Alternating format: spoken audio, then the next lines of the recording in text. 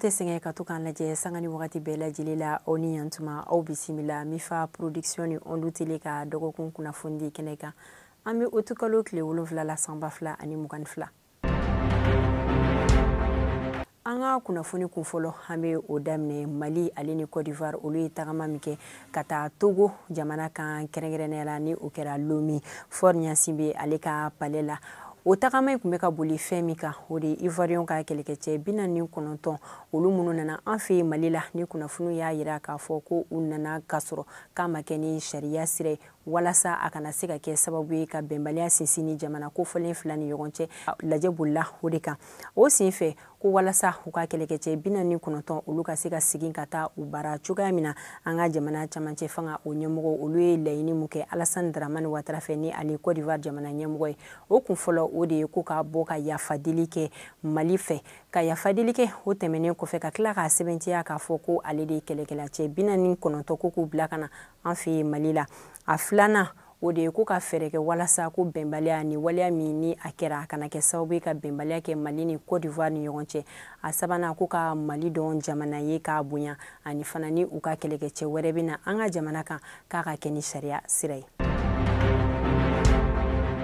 Accord d'Alger ni o bɛ kuma bɛnko la otukalo tile fɔlɔ fo ka taa se tile 5 ma Hôtel Radisson na lajɛ kɛra o kan o lajɛ in yɛrɛ kɔnɔna na a cérémonie d'ouverture la Dr Choguel Koukala Maïga ale ni ministre min ka baara ɲɛsinnen don bɛnko ma ni o ye colonel major Ismaël Wagué olu kun bɛ a kɛnɛ kan o kɛnɛ laɲini yɛrɛ kun ye fɛn min o de ka hakili falen kɛ an ka jamana kɛlɛkɛ cɛkɔrɔ ka hakili falen kɛ walasa olu ka baara ko ɲɛ bɛ se ka sɔrɔ u la cogoya min na baara minnu kan ka ta ka di olu ma n'an b'a fɔ o ma ko ex combattant ka hakili falen kɛ olu ka koɲa la.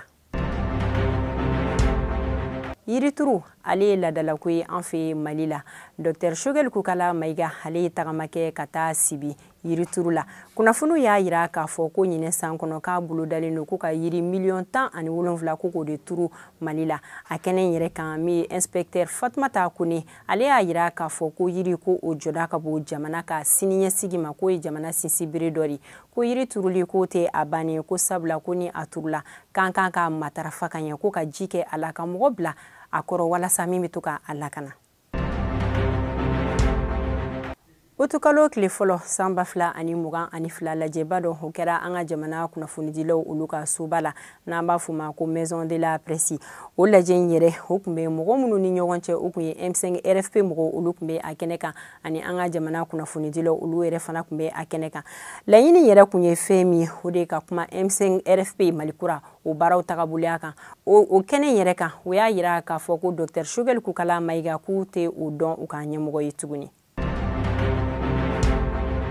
Mandat d'arrêt internationaux o tara k'an ka jamana minisiri kɔrɔ 3 ka olu sɛgɛrɛ ani mɔgɔ wɛrɛ nka an bɛ sinsin an ka jamana minisiri kɔrɔ 3 olu ta kan o mandat d'arrêt yɛrɛ tara waleya min na o de ye an ka jamana kɛlɛkɛcɛw olu ka minɛn minnu sanna ni o baaraw yɛrɛ kɛra kabini octobre kalo wagati la san 2015 wagati la ni ɲɛ ma se ka sɔrɔ a ko la. Kunnafoni y'a jira k'a fɔ ko kasabi minnu donna o marché yɛrɛ la k'u bɛ taga bɛn miliyari 17 hakɛya de ma ko ni a wari ninnu yɛrɛ taara di société sud-africaine dɔ ma n'a bɛ fɔ o ma ko Paramount o senfɛ ko jalakili taara k'an ka jamana minisiri kɔrɔ minnu sɛgɛrɛ ni o dɔ ye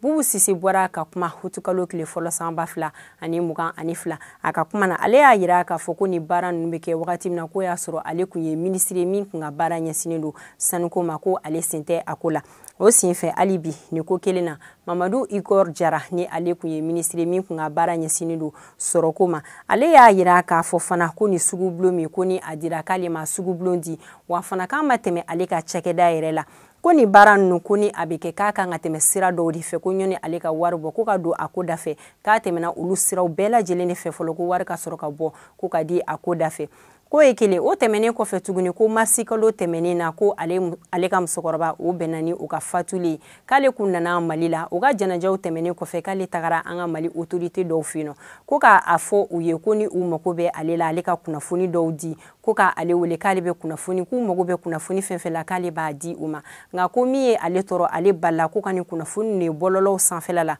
k'o de ye ale tɔɔrɔ wa fana ko hali bi ko banque dɔ bɛ yen nɔ ko kabini san 2013 wagati la k'ale kun bɛ baara kɛ ni banque dɔw ye ko hali bi olu ka danaya ko talen don ale kan.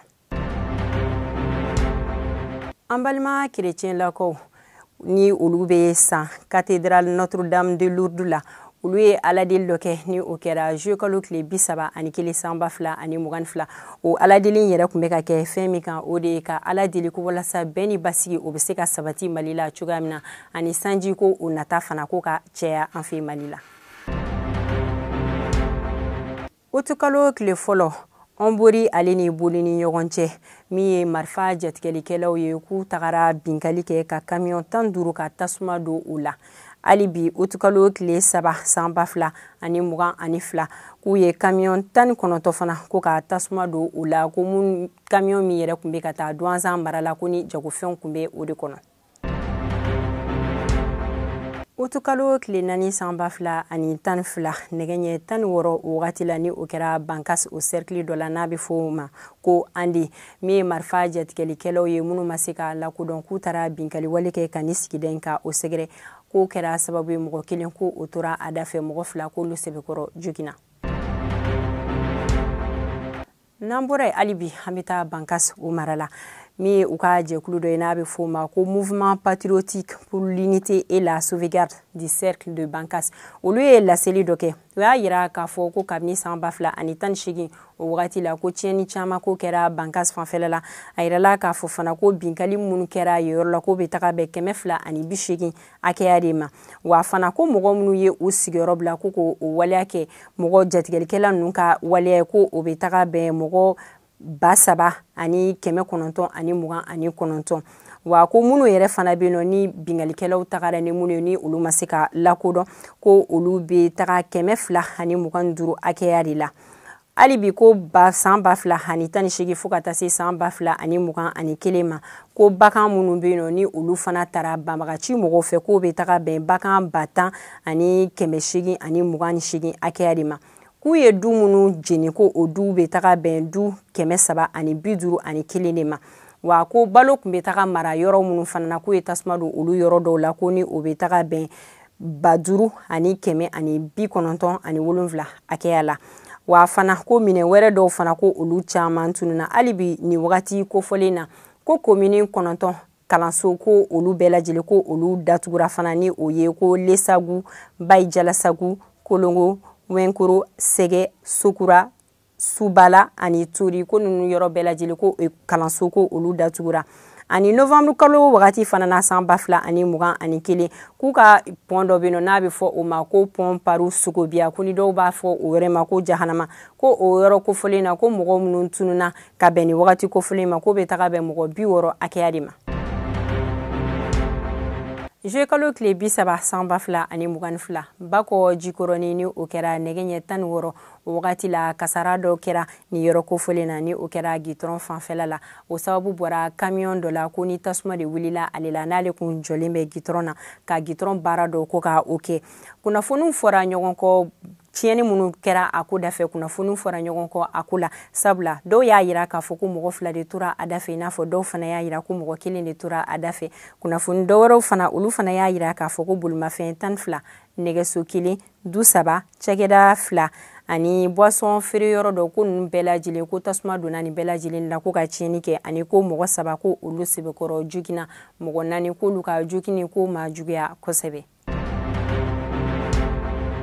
Kabini décembre kalo wagati la an ka camancɛ fanga ɲɛmɔgɔ colonel Asim Goïta ale kun ye layidu dɔ ta ko ni mɔgɔ minnu taara forobaca la k'u bɛ taga formation militaire kɛ nka nin ye baara ye min kun bɛ kɛ an fɛ Mali la kɔrɔlen nka a kun baara o kun ɲɔngirila nka an ka camancɛ fanga ɲɛmɔgɔ o sababu la ale nana baara ninnu ka o lakuraya o layidu ninnu timɛra bibi na sabula mɔgɔ minnu taara fonction publique la olu ye formation ka o boloda ni o bɛ taga bɛn kalo 6 ɲɔgɔnna ma ko u tagara Bafo kan na ni Bafo o bɛ Segu mara la u taara formation militaire in ka taa kɛ k'u bɛ kalo 6 kɛ a la a formation yɛrɛ k'a bɛna tilayɔrɔ 2 la ko mɔgɔ minnu bɛ yen ni olu man kɛnɛ ani an balima musolaka minnu bɛ yen ni olu garijɛgɛlen don ani ni den fitini bɛ olu sen kan k'olu tɛna se ka farikolola formation kɛ k'olu ta bɛ kɛ cogoya wɛrɛ nka k'u bɛɛ lajɛlen k'u bɛna kalo 6 de kɛ ni formation na wa forobacɛ in na ko muso hakɛya minnu tagara a la k'u bɛ taga bɛn muso 281 de ma. Madame Damele Wulematu So ni ale kunye kafo o presidenti ani fina kofu fana o fana ɲɛmɔgɔ kunye aye wa commissaire fana kundu commission vérité justice et réconciliation fana na ala ye ale miniji dogani o kɛra utukalo tile 3 la sanba fila ani 22 a ka jananja o kɛra a furucɛ fenɔ ni o kɛra utukalo tile 4 ala ka hinɛ ala ka yafa kɛ a ma. An lajɛbagaw bɛɛ lajɛlen an ye kunnafoni minnu sɔrɔ ka o yira o la o kɛra nin an b'a fɔ aw kan bɛ o la sanga wagati wɛrɛ ni ala ka jɛ.